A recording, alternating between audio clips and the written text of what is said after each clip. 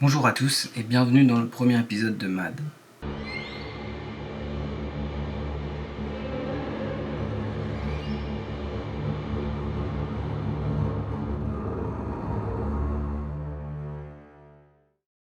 Alors MAD, c'est l'acronyme de Mystères, Archives et Histoires diverses. C'est un concept sur lequel j'ai envie de travailler depuis assez longtemps, justement pour voir comment ces thématiques peuvent se recouper et qu'est-ce que ça peut donner. C'est ce qu'on va voir tout de suite avec la première histoire que je vais vous raconter. C'est l'histoire de la mystérieuse disparition de la colonie de Roanoke Island. Bon, déjà, il faut remonter assez loin, c'est-à-dire qu'on commence par rappeler qu'en 1492, Christophe Colomb découvre l'Amérique en pensant découvrir les Indes, et que ça, c'est quand même un moment charnière qui va donner lieu à d'autres explorations, d'autres tentatives de découverte, et surtout aussi à des tentatives de colonisation, parce que c'est de ça qu'on va parler aujourd'hui. Donc on a en 1584 la reine Élisabeth Ier du nom, du coup, qui a une très forte envie d'aller poser ses bagages en Amérique en installant là-bas une colonie anglaise. Donc, du coup, après, il y a beaucoup de personnages qui bidouillent en fait entre eux jusqu'au moment où on arrive à l'histoire de la colonie elle-même. Mais globalement, la reine donne à Sir Walter Raleigh un brevet, un patent en anglais, qui lui donne le droit de revendiquer globalement une terre en Amérique. Facile, easy. Et notre frérot, il va revendiquer l'état de Virginia. Donc j'imagine qu'on peut l'apparenter à la Virginie. Du coup, il envoie son cousin qui s'appelle Sir Richard Grenville en Amérique en 1585. Et lui, il a la lourde responsabilité de choisir le lieu d'implantation de la colonie. Il se fait aider pour ça d'un indien natif du nom de Manteo, qui appartient à la tribu Croatoan, et il va les aider à trouver un emplacement qu'ils considèrent comme idéal. Et cet emplacement, c'est l'île de Roanoke, du coup, qui n'est pas très loin de la colonie des Croatoan. J'avance rapidement sur ça. Ils envoient la même année 100 hommes sur place. Mais en gros, les frérots ils galèrent quoi. C'est pas des fermiers, c'est des soldats en fait. Ce qui fait que dès que le premier navire anglais passe pas loin d'ici, ils se cassent tous en Angleterre. Voilà, ils rentrent chez eux, ils ont eu leur claque de la colonisation, paf, on rentre chez nous. Coup dur, c'est un coup dur pour la reine. Est-ce qu'elle va laisser tomber pour autant? Non, pas du tout. On retente. Mais au lieu d'envoyer des soldats, pour la première fois de l'histoire, d'après Book Coleman, ce sont des civils qui vont prendre le large en direction des Amériques. Il y a donc 114 personnes en mai 1587 qui quittent l'Angleterre, juste let's go. Le deuxième groupe de colons est dirigé par John White, qui est un dessinateur, peintre et géomètre anglais, et il devient le gouverneur de la colonie. Sa fille, qui s'appelle Eleanor, a été la mère de la première personne anglaise à être née sur le sol américain. Elle a été nommée Virginia Dare, d'après donc l'état de Virginie. Malgré la naissance qui est en soi un truc un petit peu exceptionnel, voilà, premier enfant né sur un territoire américain, bah c'est pas la joie du tout. Globalement, comme les colons précédents, ils crèvent la dalle.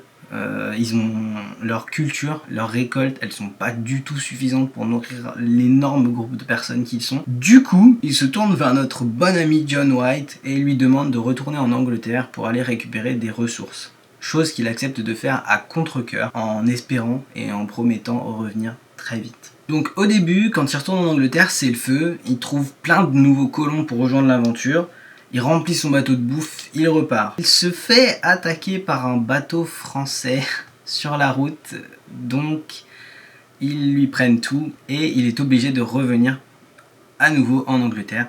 Il faut reconnaître quand même que ce John White, il a vraiment une motivation qui est à toute épreuve. Vraiment, moi j'aurais déjà abandonné depuis tellement longtemps. Mais bon, on va rester sur John White, qui est à la tête de la colonie. Il retourne en Angleterre, mais il reste encore bloqué 2 ans en Angleterre à cause du conflit intermittent qui a opposé l'Angleterre à l'Espagne entre 1585 et 1604. Donc toutes ces années-là, je rappelle, sans avoir aucune nouvelle de sa famille, ok ? Maintenant on a les smartphones, heureusement. En 1590, il arrive enfin à retourner à la colonie et il la découvre complètement déserte. Vous vous rendez compte un peu de tout cet investissement? On passe à la suite. J'ai aussi trouvé sur le site archive.org un livre qui a été écrit par Hamilton Macmillan, qui est écrit comme le témoignage de quelqu'un qui aurait pris part à l'expédition. Est-ce que c'est romancé? Est-ce que c'est full documentaire? Je ne sais pas, mais cette personne raconte que à leur arrivée à proximité de l'île, ils auraient aperçu de grands volutes de fumée provenant de l'île. Donc ils se sont dit, bah let's go, ils nous attendent. Ils savent qu'on va revenir, ils nous attendent. C'est un signe pour nous. En arrivant, ils appellent, ils soufflent dans les trompettes, etc.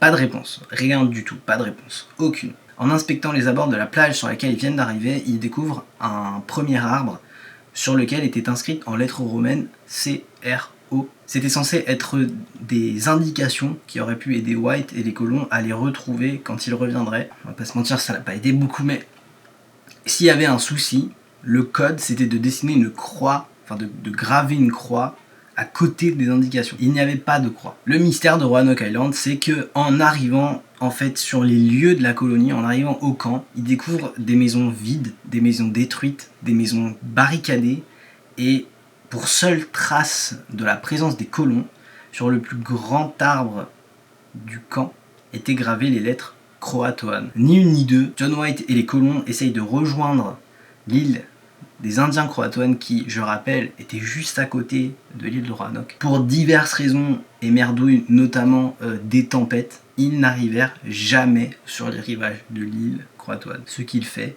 qu'il ne revit plus jamais sa famille, et ils ne revirent d'une manière générale plus jamais aucun des colons qui étaient partis sur l'île de Roanoke. Qu'est-ce qui s'est passé du coup? Eh ben, on saura jamais vraiment. En théorie. Des théories, il y en a beaucoup. Il y a eu la théorie comme quoi les colons de l'île de Roanoke auraient été en guerre avec d'autres colons ou avec une colonie indienne, mais ça colle pas vraiment avec le fait qu'on ait retrouvé absolument aucun corps sur l'île. Il n'y a pas de trace humaine qui a été découverte sur cette île, même dans les fouilles qui ont été réalisées après ça. Il y a d'ailleurs, grâce à l'archéologie, des nouveaux éléments qui ont été mis à jour assez récemment. Il y a eu des fragments de poterie qui semblaient être d'origine anglaise, ainsi qu'une garde de rapières qui pourrait être associée à l'époque de la colonie, qui ont été retrouvées mélangées avec des poteries qui auraient pu être réalisées par des Indiens et qui dateraient de l'époque de la colonie. Rien n'a été confirmé à ce sujet-là. En tout cas, ça pourrait étayer la théorie qui est la plus probable à ce jour, qui serait que les colons auraient été accueillis par les Indiens Croatoans et auraient vécu parmi eux. Cette théorie-là, donc de la cohabitation entre les Indiens Croatoans et les colons, a donné lieu à toute une série d'objets qui se sont appelés The Dare Stones. C'est une collection de pierres supposément datées de l'origine de la colonie, sur laquelle seraient notés des fragments de vie de la colonie. Alors à ce jour, la plupart ont été des faux qui ont été créés de toutes pièces, mais la première découverte en 1937 aurait été le vestige d'un message d'Eleanor White Dare à son père John White, qui situerait sa mort et celle de son mari Ananias en 1591. Le truc, c'est que l'authenticité de cette pierre n'a jamais été certifiée à 2 milliards de pourcents.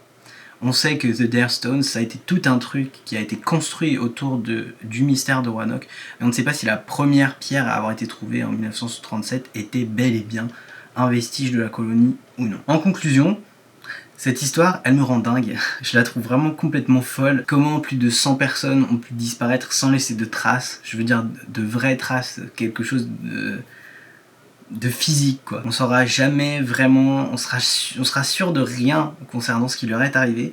En tout cas, s'ils ont survécu, ils ont peut-être encore des descendants qui sont là, quelque part, aux États-Unis. Et ça, c'est fou aussi. Ce que j'ai aussi découvert, et c'est plutôt sur ça que j'avais envie de faire un petit aparté avant de conclure, c'est que sur les lieux où la colonie de Roanoke a existé, il y a eu une autre colonie, l'existence de la Freedmen's Colony of Roanoke Island, que j'ai découverte en faisant des recherches sur Roanoke. Ça se passe pendant la guerre de sécession, et on a un major général de l'armée de l'Union qui récupère des forts confédérés qui avaient été tenus sur l'île de Roanoke. Et grâce au décret d'émancipation, à la proclamation d'émancipation d'Abraham Lincoln en 1863, qui rend libre tous les esclaves des territoires de l'Union. On a les esclaves qui ont été libérés, qui vont chercher leur famille sur les lieux où ils ont été esclaves, et qui les rapatrient avec eux sur l'île de Roanoke, et qui créent la Freedmen's Company, avec l'idée de créer une communauté autosuffisante pour ceux qui ont échappé à l'esclavage. et ils créent sur l'île ce qu'ils ont appelé un safe haven. On peut traduire par un paradis finalement. Sur cette île, chacun a pu, l'espace d'une petite période, parce que oui, malheureusement, cette colonie n'a pas duré très longtemps. Chacun a pu entrevoir une autre vie. Ils ont construit une école, ils se sont construits des maisons. Ils ont réussi pendant quelques temps à faire des choses qui leur avaient toujours été interdites, toujours été refusées. Et waouh, c'est vraiment fou de dire ça, mais il y en a même beaucoup qui ont décidé de rejoindre les troupes de l'Union jusqu'à la fin de la guerre civile. Dans la vidéo que j'ai regardée, je mettrai évidemment la source dans la description de la vidéo. Dans la vidéo, ils expliquent que c'était un geste de leur part pour dire qu'ils ne seraient plus jamais rendus esclaves. Qu'ils ont fait ça pour se battre pour leur liberté. Est-ce que c'est vrai ou pas? C'est un historien qui le dit, certes, mais bon, est-ce que c'est édulcoré? Je ne sais pas. En tout cas, voilà, il y a eu cette existence de la Freedmen's Company, et malheureusement, la fin de la guerre a aussi mis fin à Freedmen's Colony, parce que le président Andrew Johnson, président américain, a autorisé les fermiers à retourner sur leurs terres sur l'île de Roanoke, et les personnes qui s'y étaient réfugiées sont reparties sur les terres américaines, notamment en Caroline du Nord, vers la ville d'Elizabeth City. Ça a pas duré longtemps, mais je voulais quand même conclure la vidéo sur ce petit aparté, parce que j'ai trouvé ça vraiment fou qu'à presque 300 ans d'écart, il y ait des gens qui aient pu trouver un refuge sur cette même île où 300 ans plus tôt, des centaines de personnes avaient disparu sans laisser de traces, et d'une certaine manière, j'ai trouvé que c'était voilà, une belle manière de conclure. Voilà, j'espère que ça vous a plu. N'hésitez pas à me proposer en commentaire un sujet pour la prochaine vidéo, par exemple. Ça peut être n'importe quoi, je sais pas, une affaire de ce type, un mystère, une archive qui vous intrigue, par exemple, j'en sais rien, la clavicule de Salomon. Ça peut être un tueur en série, j'en sais rien, un portrait de tueur en série. Voilà, il y a plein de choses qui m'intéressent. J'ai envie de faire vivre ce concept avec plein d'idées d'histoires différentes. Voilà. N'hésitez pas à liker la vidéo, à vous abonner. N'hésitez pas également à passer sur ma chaîne Twitch. Je suis en live tous les mardis et les vendredis soirs. Et je vous dis à très vite en live. À très vite dans une prochaine vidéo. Et merci d'avoir regardé la vidéo jusqu'à la fin, si c'est votre cas. Merci infiniment et je vous dis bye bye.